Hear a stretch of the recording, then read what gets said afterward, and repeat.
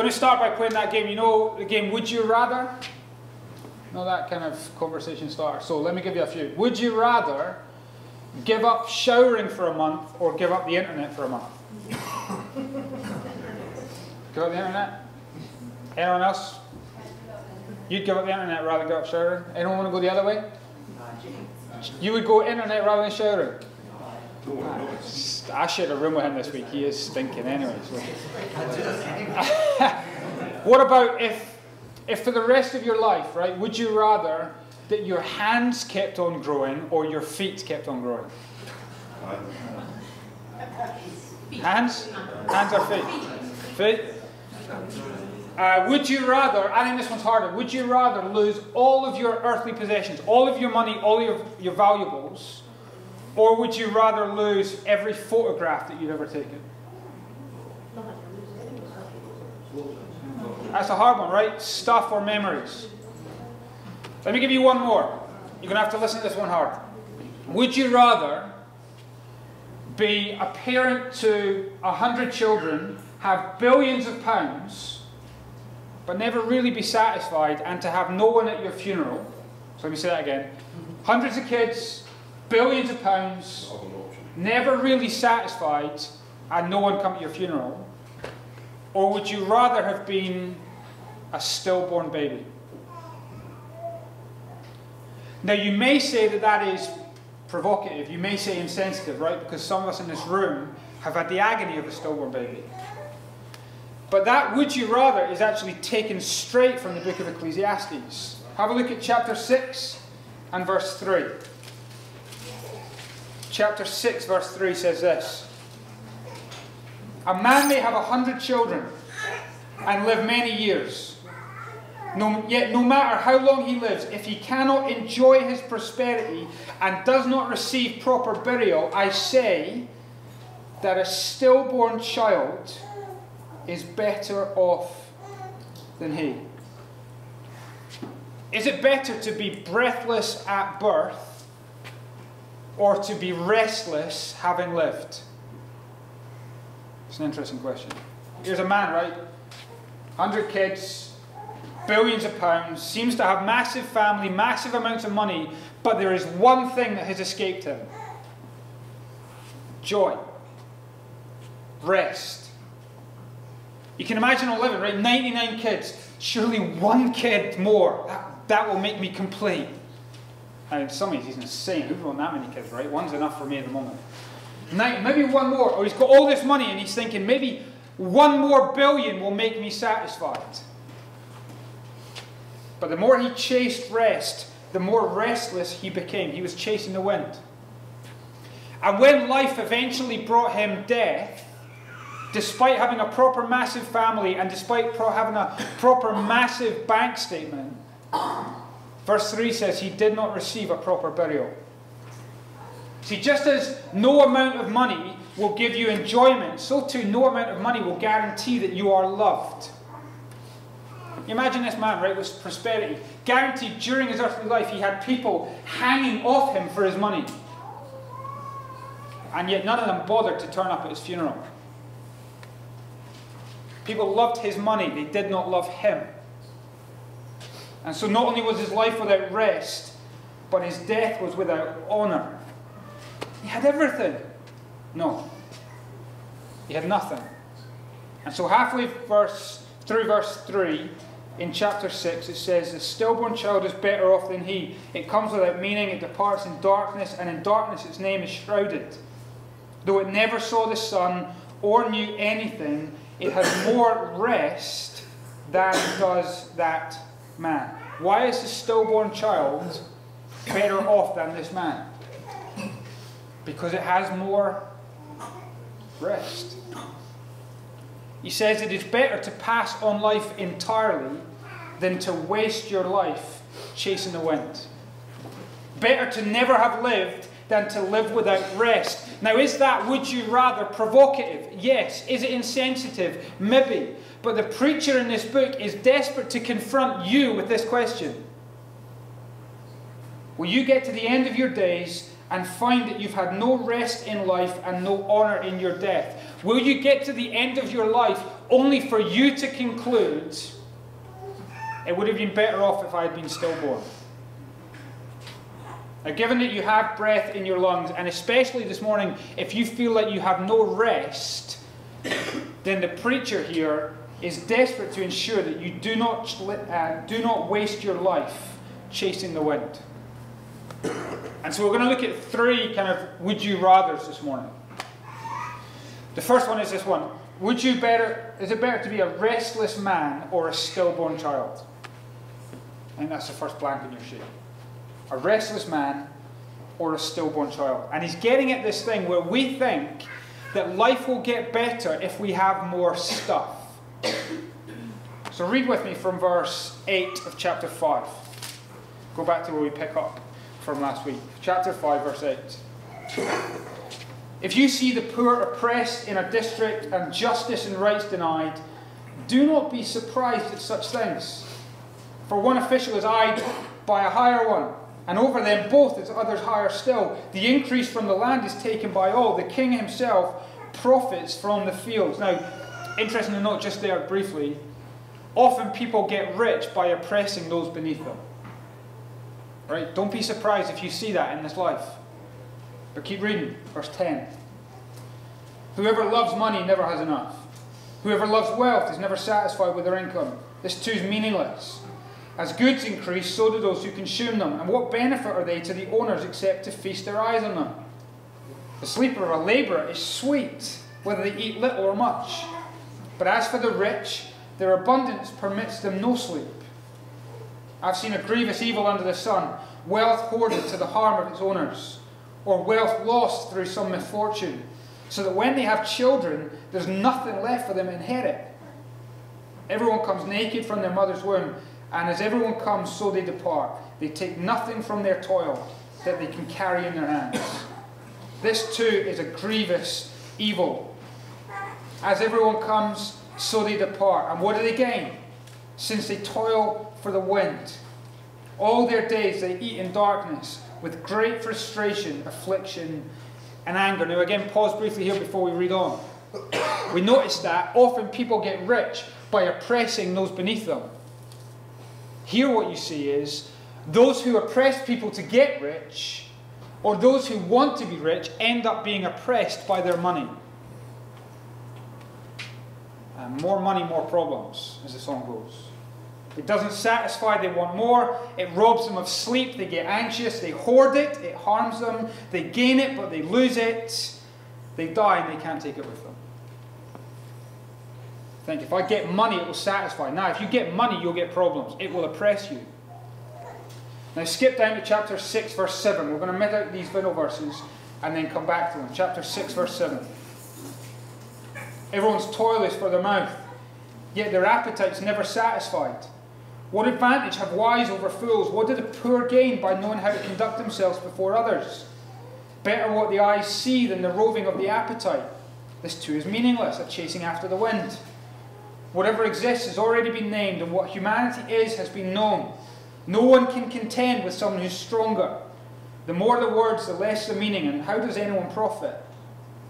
For who knows what is good for a person in life? During the few and meaningless days they pass through like a shadow. Who can tell them what will happen under the sun after they are gone? It's the same story over and over again, isn't it? Same script. Meaningless, meaningless, everything meaningless. Breath like, everything breath-like. We're chasing the wind. But we're going to go back and read the little section that we missed out from chapter 5, verse 18. And I think this tells us what makes the difference. He's going to show you two people.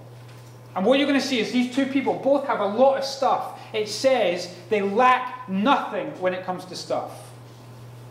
But you'll see that one of these two men has something that the other doesn't. See if you can see what they have and how they got it.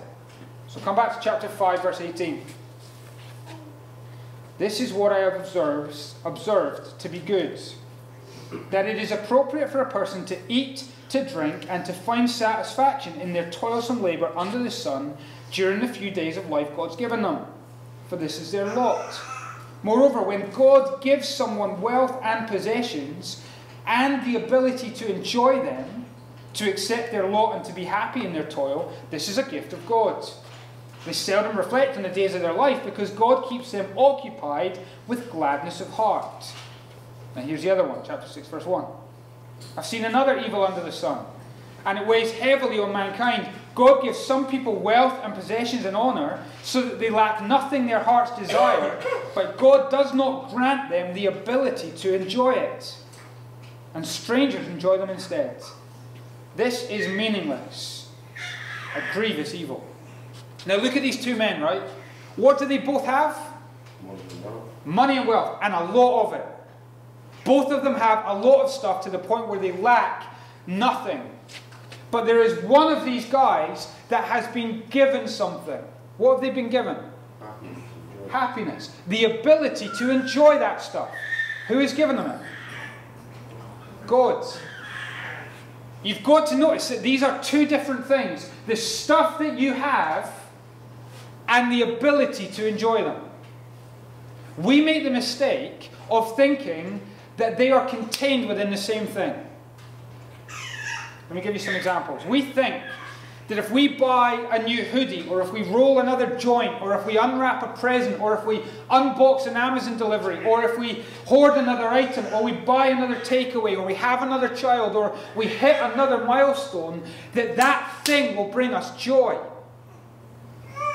That I will unbox this thing and joy will be in the box. Wrong. Ecclesiastes teaches that you can have all this stuff in the world but lack the ability to enjoy it. They are two separate things. As one guy said this week, satisfaction is sold separately. See, the ability is not contained within the stuff itself. The ability is given to you by God. Joy isn't contained within the gifts we have, but joy is contained within the giver, who is God. They're separate things. Let me illustrate, right? You could have the best food in the world, but it would be meaningless to you if you had no taste buds to enjoy it. You could have the best art on your walls, but it would be meaningless if you did not have eyes to see it. You could have the best music in the world, but it would be pointless if you did not have ears to hear it. You could have the best tinned fruit in the world, but it would be meaningless if you didn't have a tin opener. You see the point?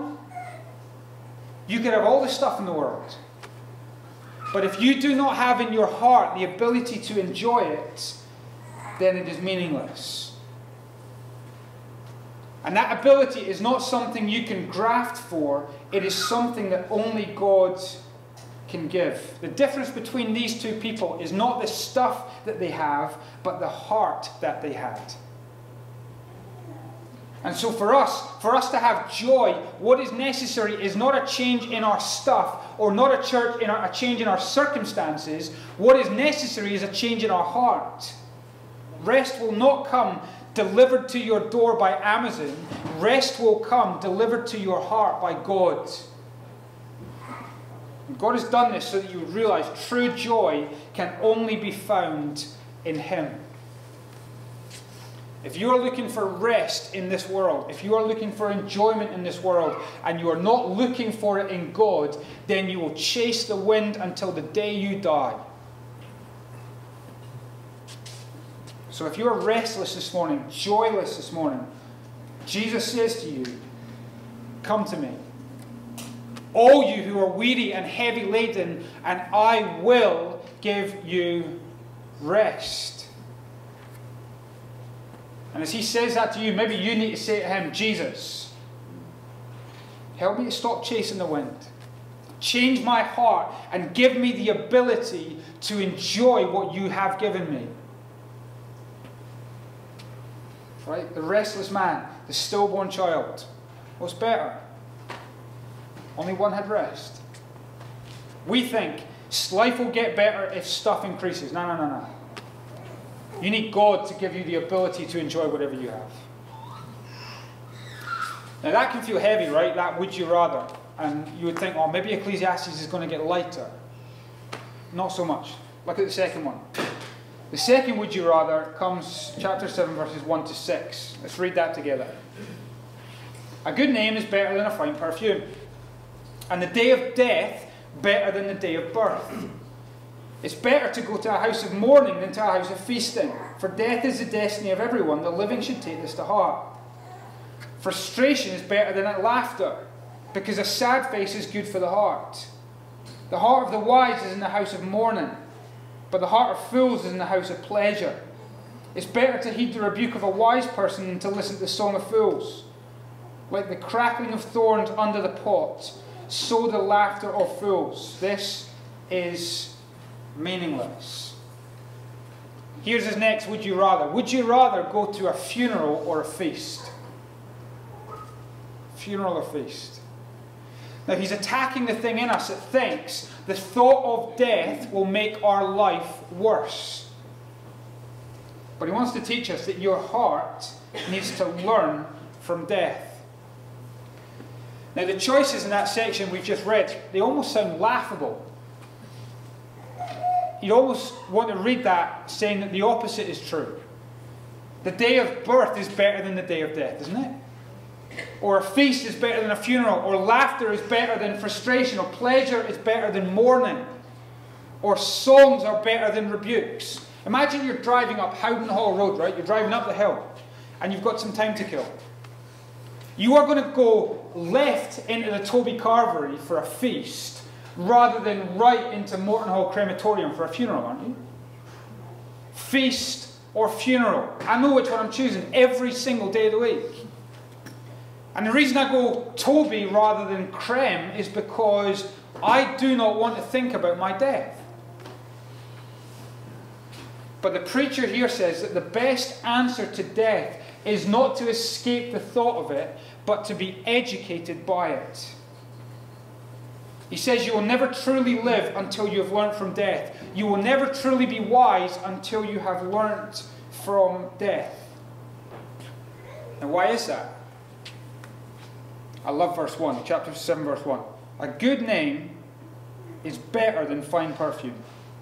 What does he mean by that? It means that your name or your reputation is more important than how you smell. So he says, better to have a good rep and stink of BO than to smell divine and have a terrible reputation. Interesting, right? It's almost as if he takes us back to this restless man's funeral that we looked at already. And he says, guaranteed, since he had so much money, I bet he smelled amazing. And yet his reputation stank. And so no one came to his funeral.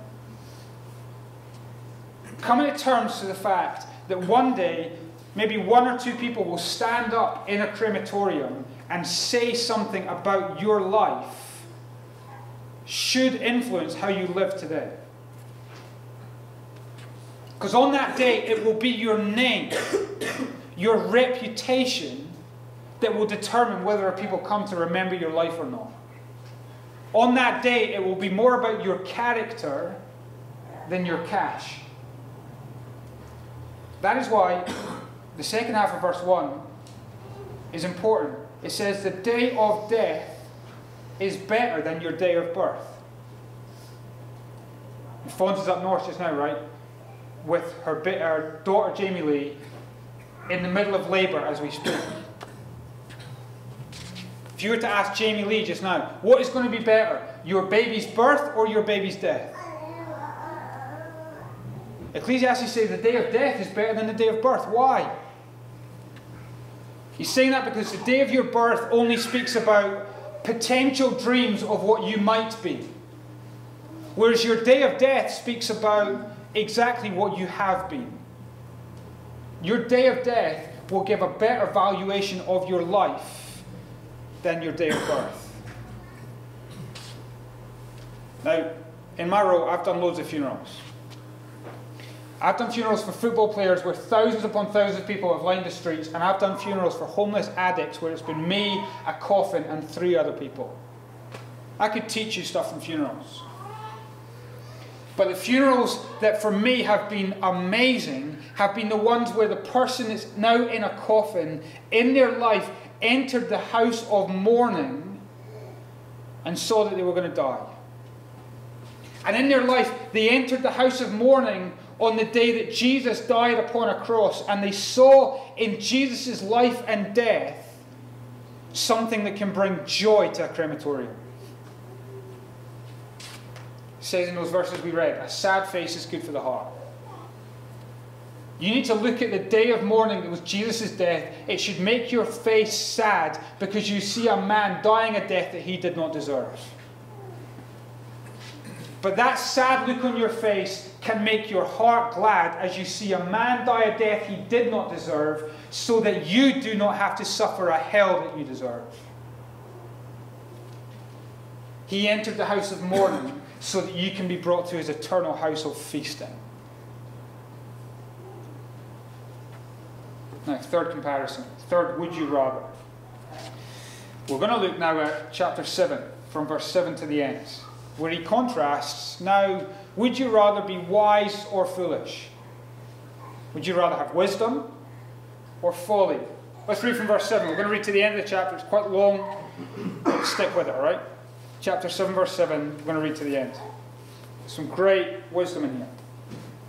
Extortion turns a wise person into a fool, and a bribe corrupts the heart. The end of the matter is better than its beginning, and patience is better than pride. Do not be quickly provoked in your spirit, for anger resides in the lap of fools. Don't say, why are the old days better than these? For it is not wise to ask such questions. Wisdom, like an inheritance, is a good thing, and benefits those who see the sun. Wisdom is a shelter, as money is a shelter. But the advantage of knowledge is this: wisdom preserves those who have it. Consider what God's done. Who can straighten what he has made crooked? When times are good, be happy. But when times are bad, consider this: God has made the one as well as the other. Therefore, no one can discover anything about their future. In this meaningless life of mine, I have seen both of these. The righteous perishing in their righteousness. The wicked living long in their wickedness. Don't be over-righteous. Neither be over-wise. Why destroy yourself? Do not be over-wicked. Don't be a fool. Why die before your time? It's good to grasp the one and not let go of the other. Whoever fears God will avoid all extremes. Wisdom makes one person more powerful than 10 rulers in a city. Indeed, there is no one on earth who is righteous, no one who does what is right and never sins. Do not pay attention to every word people say, or you may hear your servant cursing you. For you know in your heart that many times you yourself have cursed others. All this I tested by wisdom, and I said, I'm determined to be wise, but this was beyond me. Whatever exists is far off and most profound. Who can discover it? So I turned my mind to understand, to investigate and to search out wisdom in the scheme of things, and to understand the stupidity of wickedness and the madness of folly. I find more bitter than death the woman who is a snare, whose heart is a trap, and whose hands are chains. The man who pleases God will escape her, but the sinner she will ensnare. Look, says the teacher, this is what I've discovered, adding one thing to another to discover the scheme of things. While I was still searching but not finding, I found one upright man among 1,000, but not one upright woman among them all. This only have I found: God created mankind upright, but they have gone in search of many schemes. Would you rather be wise or foolish? Now, the other two were controversial, right? Maybe slightly harder to think about. Restless man, stillborn child. Would you rather be feast, funeral? This one seems so straightforward, it's barely worth talking about. Would you rather be wise or foolish? He says foolishness corrupts and destroys, wisdom preserves and shelters. It's simple. Be wise. However, although he nails down here what it looks like for us to be wise, he also nails us down as fools. I read verse 23 and it nailed me. Look at it. All this I tested by wisdom, and I said, I am determined to be wise. But this was beyond me. Wisdom's better. but wisdom's beyond me. I can be determined as I want to be, but I end up being a determined fool. How many times have we been here? We slip, we fall, we relapse, we fall back into sin. And what does that often make us? More determined. Let's go again. This time I'm going to learn from my mistakes. This time I'm not going back there. Determined to be wise. But it's beyond us. We live our lives as determined fools. We live our lives where he describes folly. Chapter 7 may show me how to be wise, but it also shows me where I am foolish. I'm impatient. I can't wait. I'm quickly provoked. I'm fast to anger. I'm over-righteous. That is, I like to wear a mask in public that makes me look way better than I am in private. Or I'm over-foolish. That is, I push the boundaries and I see what I can get away with until I'm caught. Or I pay attention to every word. That is, I expect way more of other people than I demand of myself. Or I fall into the woman's snare. That is, we are driven by our lust into sexual fantasies or into sexual sin. We're determined to be wise. This time. This time. But we're fools. Our story runs the same as verse 29. God may have created us upright, but man, did we run off scheming. And I get to the end of Ecclesiastes chapter 7, and I'm sat there thinking, I'm a fool. I come to the end of it and I'm saying, I do not have rest, I'm facing death, and because I'm a fool, I'm probably going there quickly. And we need this one upright man among 1,000. Where there's none of us who are righteous, we need one upright man who would save us from our folly, and one upright man who would save us from death, and one upright man who would give us rest.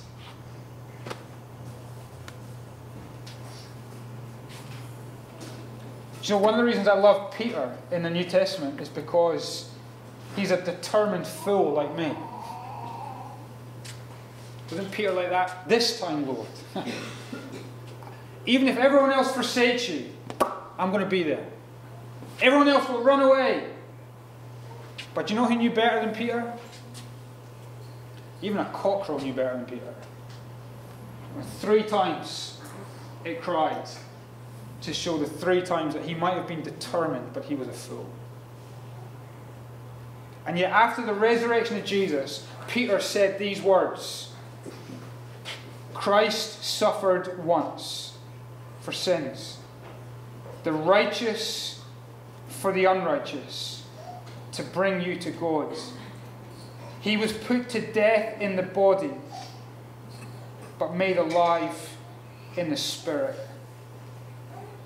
A determined fool like Peter needs an upright man to bow his head on the pillow of a cross to give a determined fool like Peter eternal rest. And a determined fool like Peter needs to enter into the house of mourning, seeing Jesus dying the death of an unrighteous man, to bring a determined fool like Peter to his house of feasting. Peter needs Jesus to die for his folly and to teach him to be wise. When Jesus was put to death on the body, he was put to death for fools like me and fools like you. But when Jesus was brought to life by the Spirit, he was brought to life so that the Spirit might bring you life. Listen, the answer to your folly this morning is not you determining to be wise. But it would be God would save you by his Son and then fill you with his Spirit so that you can be wise. The power is not in you, just as in joy is not in stuff. It is in Christ alone. So I guess you could finish with a final would you rather, in terms of not just asking would you rather be wise or foolish, would you rather have heaven or hell? Because when our death comes and we face judgment, it will be one of those two places. And the difference is not down to anything you do, but whether or not you trust in Christ, the one upright man.